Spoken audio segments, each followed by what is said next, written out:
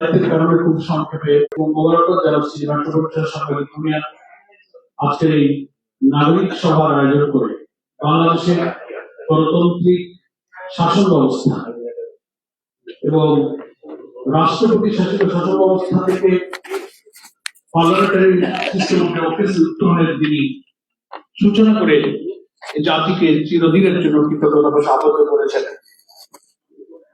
যিনি বছরের শেষ দিনে যাকে আমরা অত্যন্ত ব্যথাতুর হৃদয় বিদায় জানিয়েছি, তার স্মরণে আজকে এই শোক সভা এবং দোয়ার অনুষ্ঠানের আয়োজন করার জন্য আমি আবারও এই মিউজিকে ধন্যবাদ জানাচ্ছি। যারা আমরা উপস্থিত হতে পেরেছি, এটা আল্লাহ তাআলার খাস মেহেরবানি।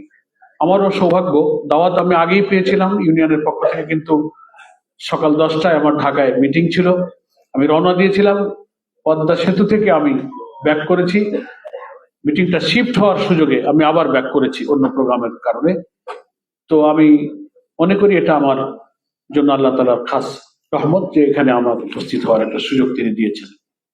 দুইটা কথা খুব সংক্ষেপে বলি, যেহেতু আমরা সবাই ব্যস্ত হয়ে পড়েছি। প্রথম কথা হচ্ছে যে বেগম খালেদা জিয়া প্রধানমন্ত্রী থাকলে মানুষের মধ্যে অনেক সময় অহংকার, দাম্ভিকতা, ধৃষ্টতা অনেক কিছু দেখা যায়, যা আমরা নির্লজ্জভাবে লজ্জিত হয়ে প্রতিহিংসার আগুনে যিনি জ্বলতেন সেই প্রধানমন্ত্রী শেখ হাসিনা, যে তিনি কিভাবে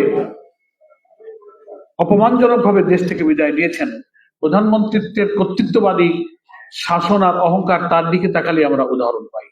ঠিক বেগম খালেদা জিয়া দেশ শাসনকালে হোক আর দল পরিচালনায় হোক, তিনি ছিলেন অত্যন্ত সহজ সরল, সাদাসিধে জীবনের অধিকারী, সকলকে নিয়ে চলার মতো, অ্যাকোমোডেশন করে চলার মতো উদার মনের একজন অধিকারী নেত্রী। তার মধ্যে আলটিমেটলি কখনো কিন্তু দাম্ভিকতা এবং ক্ষমতার যে দম্ভ, অহংকার কখনো দেখা যায়নি। ভিন্ন মতের প্রতি তিনি ছিলেন অত্যন্ত শ্রদ্ধাশীল। আমার খুব ক্ষুদ্র অভিজ্ঞতা বেগম খালেদা জিয়ার সঙ্গে। সংসদ সদস্য হবার আগেই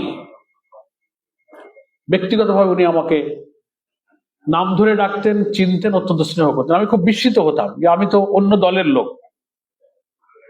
নির্বাচনের আগে তিনি এদিকে আসলেন, আমি নির্বাচনে বিজয়ী হলাম 4 দলীয় জোটের প্রার্থী হিসেবে। সংসদ ভবনে আমি যখন প্রথম নির্বাচিতরা রেজিস্টার খাতায় স্বাক্ষর করে ওখানে শপথের অনুষ্ঠানে যাওয়ার আগে কিছু ফর্মালিটিস থাকে, তো আমি বললাম 300 জন এমপি নির্বাচিত হয়েছে, উনার দলেই তো অনেক এমপি, আমি একটা দলের লোক, বয়সে একেবারে নবীন, দূর থেকে আমাকে ডাক দিয়েছেন যে পরার সাহেব কেমন আছেন, কাছে আসেন। উনি এবং প্রয়াত অর্থমন্ত্রী সাইফুর রহমান সাহেব বসা ছিলেন, বদরুদ্দোজা চৌধুরী সাহেব পাশে বসা ছিলেন। সেদিন থেকে আমার উনার প্রতি এতটা শ্রদ্ধা বেড়েছে যে উনার তো আমার নাম জানবার কথা না।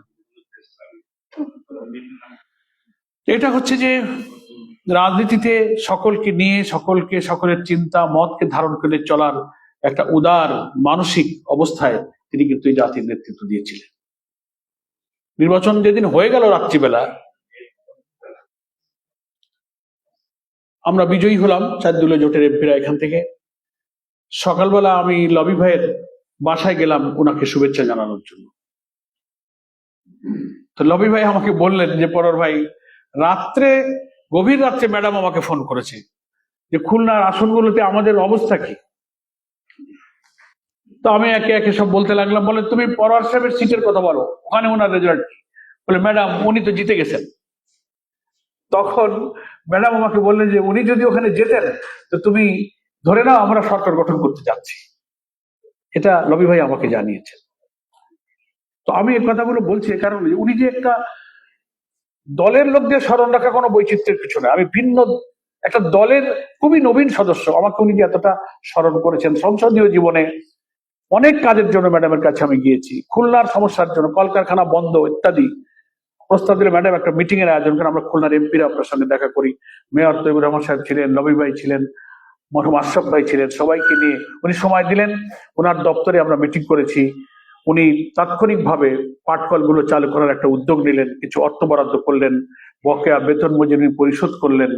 আরো অনেক ইস্যুতে, সন্ত্রাস দমনে আমাদের এলাকায় উনি যথেষ্ট সহযোগিতা আমাদেরকে করেছেন। সেজন্য আমরা খুবই কৃতজ্ঞ খুলনাবাসী। এবং দেখেন, খুলনার উন্নয়নে কিন্তু উনি যতদিন প্রধানমন্ত্রী ছিলেন, 2বার তো ফুল ফ্লেজেড প্রধানমন্ত্রী ছিলেন। আমরা খুলনাবাসী ওনাকে খুব শ্রদ্ধার সাথে স্মরণ করি। এবং আমার ডুমুরিয়া ফুলতলায় আমি ওখানে সংসদ সদস্য ছিলাম, নানান ইস্যুতে উন্নয়নের জন্য আমি বরাদ্দ আনার জন্য সোজা প্রাইম মিনিস্টার অফিসে চলে যেতাম। তো দেখতাম যে বিএনপির আমাদের অনেক বন্ধু সদস্যরা যে বরাদ্দটা আনতে পারতেন না, দিতেন না, আমি গেলে কিন্তু আমাকে দিয়ে দিতেন। একদিন হারিস চৌধুরী সাহেব পাশে বসে আমি ফাইল দিলাম, আমার 2টো কলেজের বিল্ডিং লাগবে, আগে জমা দিয়েছি। তো আমি একটু অভিযোগ শুরু করলাম, এমপিদের দেখছি বিল্ডিং যাচ্ছে, আমার তো বিল্ডিং একটা হলো, 2টা তো হলো না। তো পেছনে হারিস চৌধুরী দাঁড়ানো ছিল, বললো যে এই ওনার বিল্ডিংটা হয়নি কেন? তো হারিস ভাই বললেন যে ম্যাডাম একটু ফান্ডের শর্ট আছে, তাই ওনার একটু দেরি হইতেছে। বলে তো ফান্ডের শর্ট আছে তো অন্যগুলো হচ্ছে কি করে, ওনার তো সেভাবে দিয়ে দাও। মানে আমি জাস্ট তার যে কি বলা যাবে ব্রডনেস, মানুষের প্রতি তার স্নেহ, মমতা, সুবিচার, জাস্টিস যে কথাটাকে বলা হয়, সব দিকে উনি কিন্তু খেয়াল রাখতেন। তো আমি খুব সংক্ষেপ বলবো যে উনি এগুলো দিয়ে মানুষকে আপন করে যে গিয়েছেন, উনি যে প্র্যাকটিক্যালি কোন একটা দলের নেত্রী শুধু ছিলেন না, দেশনেত্রী যে তিনি ছিলেন, ওনার এই ঐতিহাসিক জানাজা সেটা প্রমাণ করেছে। দল মত নির্বিশেষে লক্ষ কোটি মানুষ যেন স্রোতের মতো এই জানাজায় গিয়ে প্রমাণ করেছেন যে উনি শুধু বিএনপি নেত্রী নন, উনি দেশ নেত্রী, জাতীয় নেত্রী, এবং সারা পৃথিবীতে বাংলাদেশকে তিনি পরিচিত, সম্মানিত করে যাওয়ার মতো একজন অবিসংবাদিত নেত্রী তিনি ছিলেন। ইন্টারন্যাশনাল মিডিয়াগুলোতে এই জানাজা যেভাবে কভার করা হয়েছে, সেগুলো যারা আমরা একটু চোখ রাখার চেষ্টা করি, আমরা খুবই কৃতজ্ঞতা জানাই ওনার প্রতি। সেজন্য উনি দৈহিকভাবে আমাদের মাঝে না থাকলেও উনি আমাদের জন্য যা দিয়ে গেছেন, 2টা কাজ তিনি করে গেছেন আমি বলবো। এমনি মানুষ ক্ষমতায় আসলে উন্নয়নের জন্য বয়স্ক ভাতা, শিক্ষা ভাতা, উপবৃত্তি ইত্যাদি করতে পারে কমিটমেন্ট অনুযায়ী, কিন্তু 2টা কাজ উনি করেছেন, তা দিয়ে বোঝা যায় যে উনি কত গণতন্ত্র মনা ছিলেন। একটা করেছেন 90-এর গণ অভ্যুত্থানের পরে, যখন 91-তে বিএনপি ক্ষমতায় গেল, সেই পার্লামেন্টে তিনি সংবিধানের 12তম সংশোধনী এনে রাষ্ট্রপতি শাসিত সরকার ব্যবস্থা থেকে পার্লামেন্টারি ফর্ম অফ গভর্নমেন্টের সিস্টেমে তিনি উত্তরণ করলেন। এবং সেই থেকে আজ অবধি কিন্তু সেই সংসদীয় শাসন ব্যবস্থা চলছে, এবং প্রধানমন্ত্রীকে তিনি 12তম সংশোধনী করে প্রধানমন্ত্রীর হাতে নির্বাহী ক্ষমতা তিনি দিয়ে দিলেন। এটা আমাদের গণতান্ত্রিক শাসন ব্যবস্থায়, পার্লামেন্টারি সিস্টেম অফ ডেমোক্রেসিতে তিনি যে ঐতিহাসিক স্মরণযোগ্য সূচনা করে গেলেন। আমরা আশা করব জনগণের মত প্রকাশের স্বাধীনতা, সকলকে শাসন ব্যবস্থায় অংশীদারিত্ব দিয়ে দেশ শাসন করবার এই যে দরজা তিনি খুলে দিয়ে গেছেন, এ জাতি তাকে চিরদিনই কিন্তু স্মরণ করবে। সেকেন্ড একটা অবদান তিনি রেখেছেন, 13তম সংশোধনী এনে তত্ত্বাবধায়ক সরকারের দাবিতে আমরা আন্দোলন করেছি, তখন আমরা বিরোধী দলেই ছিলাম। এ ব্যাপারে অনেকের ভিন্ন মত থাকতে পারে। আমরা ম্যাডামের ক্ষমতায় থাকা অবস্থায় ওনার বিরুদ্ধে আন্দোলন করেছিলাম। একটা মূল দাবি ছিল যে তত্ত্বাবধায়ক সরকার ছাড়া কখনো নির্বাচন নিরপেক্ষ হয় না। নানান ভিন্ন মতের কারণে এই দাবি প্রথমে মানতে চাননি, কিন্তু শেষে ওনাকে বোঝানো হয়েছে, দেশে বিরোধী আন্দোলনও হয়েছে। দেখেন, দেশটাকে সহিংসতা, সংঘাত, অচলাবস্থা থেকে বাঁচানোর জন্য উনি কত উদার পদক্ষেপ নিলেন। উনি যদি সহিংস পথ বেছে নিতেন, শেখ হাসিনা ফ্যাসিস্টের চরিত্র নিয়ে 17-18 বছর যেমন বিএনপি জামাতের গণতান্ত্রিক ভোটাধিকারের, মানবাধিকার আন্দোলনকে দমন করেছেন, উনি যদি প্রতিহিংসা পরায়ণ হতেন, নিষ্ঠুর হতেন, তাহলে কিন্তু উনি এই দাবি মেনে নিতেন না, বরং আরো দমন পীড়ন করে তত্ত্বাবধায়ক সরকারের আন্দোলনকারীদেরকে তিনি গ্রেপ্তার করতেন, হত্যা করতেন, কারাগারে নিতেন। তা কিন্তু উনি নেননি। উনি রাজনীতির ভবিষ্যতের যে জ্ঞান ওনার ছিল, একটা ফারসাইটনেস, দূরদর্শিতা, প্রজ্ঞার বিবেচনা করে তিনি সেটা মেনে নিলেন, এবং 13তম সংশোধনী করে তিনি একটা শর্ট পার্লামেন্ট ইলেকশন দিয়ে তিনি তত্ত্বাবধায়ক সরকারের বিলকে অনুমোদন করে দিয়ে একটা গণতান্ত্রিক সিস্টেমে বিলটাকে কিন্তু আইনে পরিণত করে গেলেন। অনেকে বলতে পারেন যে না, এটা আমরা গেলেও করতাম। সংঘাত সহিংসতা একটা আইন বানানো আর সংসদীয় পদ্ধতির মধ্য দিয়ে একটা আইনকে বানিয়ে দিয়ে গণতান্ত্রিক ধারাকে অক্ষুণ্ণ রেখে তিনিও কিন্তু একটা উদাহরণ দৃষ্টান্ত পলিটিক্যাল পার্টিগুলোর জন্য রেখে গেছেন, যে সহিংসতা দিয়ে মানুষের দাবি দমন না করে জাতির এবং জনগণের দাবির প্রতি শ্রদ্ধা রেখে নিয়মতান্ত্রিক উপায়েও কিন্তু মানুষের দাবি মেনে জাতির কাছে স্মরণীয় হয়ে থাকা যায়, এই দৃষ্টান্ত বেগম খালেদা জিয়া রেখে গেছেন। শেখ হাসিনা তা আবার বাতিল করেছিল, সেটার বিরুদ্ধে বিএনপি জামাত সহ আমরা আবার আন্দোলন করেছি। আলটিমেটলি রাজনৈতিক পরিবর্তন, জুলাইয়ের গণ অভ্যুত্থানের পরে আদালতের মধ্য দিয়ে আমরা আবার সেই কেয়ারটেকার সরকারের বিধানটা এখন সংবিধানে সংযুক্ত হতে যাচ্ছে। তো এটার জন্য তো তিনি চিরদিন স্মরণীয় থাকবেন, কারণ এটা তো তিনিই প্রথম আইনে রূপ দিয়েছিলেন। তো এটা আমাদের সংসদীয় শাসন ব্যবস্থা, আমাদের জুডিশিয়ারি, আমাদের সিভিল অ্যাডমিনিস্ট্রেশন বলেন, পুলিশ অ্যাডমিনিস্ট্রেশন বলেন, যতটুকু সম্ভব ওনার পক্ষে সংসদীয় গণতন্ত্রের বিধিকে সঠিক রেখে দেশ পরিচালনার জন্য তিনি সচেষ্ট ছিলেন। সম্মানিত সুধীবৃন্দ, আমরা ওনার এই বিদায়ের শেষ মুহূর্তগুলো ছিল আমাদের কাছে আরো খুব বেদনাদায়ক। দল মত আমরা যাই করি, কিন্তু শেখ হাসিনা যে অন্যায় ভাবে কিছু মিথ্যা মামলায় তাকে বছরের পর বছর কারারুদ্ধ করা হলো, আমিও তখন জেলে, আমরা আপনারা অনেকেই জেলের থেকে ওনাকে যেদিন গ্রেফতার করে কারাগারে নিয়ে যাওয়া হলো, আমি তখন খুলনা কারাগারে নিউজগুলো রেডিওতে টেলিভিশনে পড়ছি, আর আমার কষ্ট লাগছে। এই বৃদ্ধ বয়সে ম্যাডামকে নিয়ে যাওয়া হলো, উনি কতদিন ওনাকে থাকতে হবে, কি উনার পরিণতি, উনি অসুস্থ মানুষ। আসলে তাই কারাগারে গিয়েই তিনি আরো নানান সিভিয়ার নানান কমপ্লিকেশনে তিনি জড়িয়ে গেলেন এবং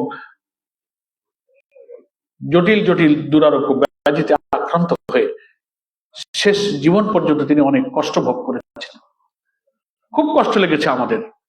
আর তদানীন্তন অহংকারী কর্তৃত্ববাদী শাসক শেখ হাসিনা কিভাবে তার এই অসুস্থতাকে নিয়ে কটাক্ষ করেছেন, তুচ্ছ করেছেন, কষ্ট পেয়েছে। এটা ঠিক না, তার পরিণতি কিন্তু তাকে ভোগ করতে হয়েছে। তিনি পালিয়ে গেছেন, সম্মানের সাথে যেতে পারেননি, মানুষের কাছে ঘৃণিত হয়েছেন, নিন্দিত হয়েছেন, আর যাকে তিনি তুচ্ছতাচ্ছিল্য করেছেন তিনি ইতিহাসের সেরা সম্মান নিয়ে দুনিয়া থেকে বিদায় নিয়েছেন। এটা পরিণতি। আমি মনে করি এসব থেকে শিক্ষা নেওয়া উচিত সব রাজনৈতিক দলের।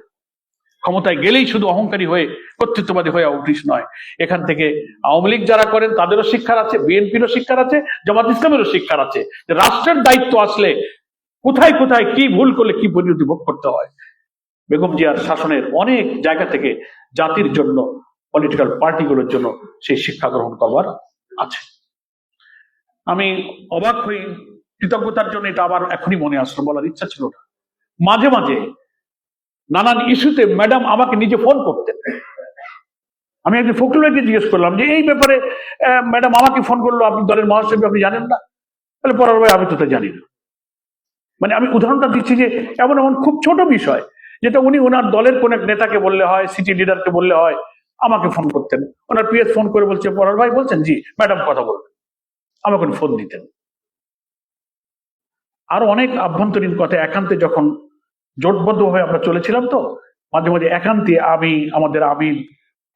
একা একই বা একাধিক ওনার সাথে অনেক সেশনে আমরা মিলিত হতাম। নিজের মনের অনেক একান্ত কথা উনি আমাদেরকে বলতেন। ওনার পারিবারিক দল পরিচালনায় ওনার মধ্যে যে পেরেশানিগুলো, বেদনাগুলো ছিল, উনি খুব খোলামেলা আলোচনা করতেন। সেদিক থেকে আমি মনে করি উনি খুব নিরহংকার ছিলেন, সহজ সরল মনা ছিলেন এবং সকলকে নিয়ে চলার মতো উদার গণতান্ত্রিক মানসিকতা উনি ধারণ করতেন, যেগুলো আজকের রাজনীতিবিদদের মধ্যে আমরা নেই। আমরা শুধু আমাকে নিয়েই চলতে পারি। এবং পার্লামেন্টে জানি না, উনি আমাকে অনেক কারণে হয়তো স্নেহ করতেন। পার্লামেন্টে আমার ভূমিকার কারণে, বক্তব্যের কারণে, রাজনীতির যে কোনো কারণে উনি হয়তো আমাকে কাছে টানতেন। দেখা হলে ডেকে জিজ্ঞেস করতেন, উনি আমাকে সেভাবে আমাকে স্নেহ করতেন।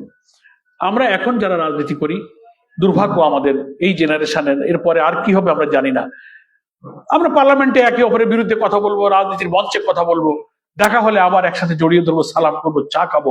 সেই পলিটিক্যাল যে একটা গুড ট্র্যাডিশন, কালচারটা আমাদের মাঝ থেকে হারিয়ে যাচ্ছে। মানে মঞ্চে আমরা যা বলি, দেখা হলে সেই আচরণটা করি। এতে আমাদের রাজনীতির যে সুস্থ সংস্কৃতির চর্চাটা হারিয়ে যাচ্ছে। আমি একদিন ম্যাডামকে বললাম যে ম্যাডাম, আমি যে লং মার্চের সময় অন্যায়ভাবে হাসিনা যে যুদ্ধ অপরাধীদের বিচার করছে, ফাঁসি দেওয়ার চেষ্টা করছে, আপনি তো নাম ধরে ধরে মৌলানা নিজামী, সাইদি, কামরুজ্জামান বললেন যে এরা যুদ্ধ অপরাধী নয়, মিথ্যা সাজানো বানানো মামলায় থেকে শাস্তি দেওয়া হচ্ছে, তো হঠাৎ আপনি রাজশাহী চাপাই হয়ে ঘুরিয়ে আসার লং মার্চে ওই সময় থেকে কথাটা কেন বলা বন্ধ করে দিলেন? আপনাদের মনে আছে উনি কিন্তু বক্তৃতায় একেবারে নাম ধরে ধরে বলতেন যেগুলো সাজানো বানানো মামলা। উনি আমাকে বললেন, পরর সাহেব, ব্যারিস্টার আব্দুর রাজ্জাক সাহেব আপনাদের কিছু বলেনি? আমি তো ওনাদের কথা বলছিলাম, আমি তো ওনাদের সাথে দায়িত্ব পালন করেছি, ওনাদেরকে আমি চিনি। কিন্তু কি কি কারণে উনি কথাটা বলা বন্ধ করে দিলেন সে কথা এখানে আর ডিসক্লোজ করা আমার ঠিক হবে না। একান্ত কিছু কথা উনি বললেন যে এগুলো আমি ব্যারিস্টার রাজ্জাক সাহেবের কাছে বলেছি, শুনে নেবেন। আমি খুব চাপের মধ্যে আছি, সেগুলো উনি আমাকে এবং আমার সাথে আরেকজন নেতা ছিলেন, উনি সেগুলো বলেছেন। তো আমি মনে করি উনি রাজনীতিতে কখনো ভিন্ন মতের প্রতি প্রতিহিংসাপরায়ণ ছিলেন না।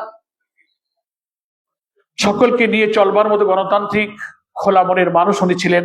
ব্যক্তিগত জীবনে খুব সাদাসিধে ছিলেন। সেই মানুষটার উপরে ফ্যাসিবাদী কর্তৃত্ববাদী শাসক যে জুলুম করেছে, তার বসবাসের ঘর থেকে নামিয়ে দিয়েছে, তার দুটো সন্তানের উপরে নিষ্ঠুর নির্যাতন, শাস্তি, দেশ ত্যাগ করা, দেশের মাটিতে থাকতে না দেওয়ার শারীরিক মানসিক নির্যাতন, তাদেরকে ট্রমাটাইজ করে দিয়ে দিয়ে তিলে তিলে তাদের পরিবারকে, ব্যক্তিগত মা সন্তান, রাজনীতি, সুস্থতা, স্বস্তি সবকিছুকে ধ্বংস করে দেওয়া হয়েছে।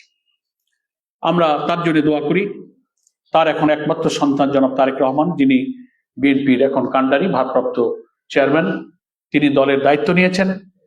আমরা তার জন্য শুভকামনা করব যে দল এবং রাষ্ট্র পরিচালনায় যেন তিনি তার মায়ের আদর্শ, তার পিতার আদর্শকে ধারণ করে গণতন্ত্রের যে উজ্জ্বল দৃষ্টান্ত ওনার পিতামাতা রেখে গেছেন সেটাকে ধারণ করে আগামী দিনে যে নতুন বাংলাদেশ, যে মানবিক বাংলাদেশ, বৈষম্যহীন বাংলাদেশ, যে সমৃদ্ধ বাংলাদেশের মানুষ জুলাইয়ের গণ অভ্যুত্থানের পর 18 কোটি মানুষ দেখছে, সেই স্বপ্ন বাস্তবায়নে সবাই মিলে হাতে হাত ধরে সেই বাংলাদেশ জন্ম করতে পারি। এই ক্ষেত্রে তারেক রহমান যেন সেই নেতৃত্বের জায়গাটা তিনি পূরণ করতে পারেন, এটার জন্য আমরা সবাই তার জন্য দোয়া করি। আমি আবারও মেট্রোপলিটন সাংবাদিক ইউনিয়নকে মোবারকবাদ জানাই। আজকে যে সুধীবৃন্দ মূল্যবান আলোচনা এবং তথ্য সমৃদ্ধ বক্তব্য রেখে এই আলোচনাকে সমৃদ্ধ করেছেন, আমি বাংলাদেশ জামাত ইসলামীর পক্ষ থেকে তাদের সকলকে মোবারকবাদ জানিয়ে, সাংবাদিক সমাজেরও আমি একজন সদস্য ছিলাম। আমি এখানে আসলেই মনে হয় যেন আমি আমার বাড়িতে আসছি। আমি খুলনা প্রেস ক্লাবের এক্সিকিউটিভ মেম্বার ছিলাম, আমি একটা পত্রিকার ব্যুরো চিফের দায়িত্ব পালন করেছি। ফলে সেই থেকে সাংবাদিক কমিউনিটিতে আসলে আমাকে মনে হয় যে আমি নিজের জায়গায় আমি আসছি। আপনারা আমাকে যে স্মরণ করেছেন, আমন্ত্রণ জানিয়েছেন, আমি সে কারণে আপনাদের প্রতি আরো কৃতজ্ঞ। I am very grateful to you. সকলকে শুকরিয়া এবং শুভেচ্ছা। আসসালামু আলাইকুম ওয়া রাহমাতুল্লাহি ওয়া বারাকাতুহু। জি, এখন আমরা দোয়া মাহফিল কেউ বলবো না, দোয়া মাহফিল আগে সভাপতির বক্তব্য রাখছেন সাংবাদিক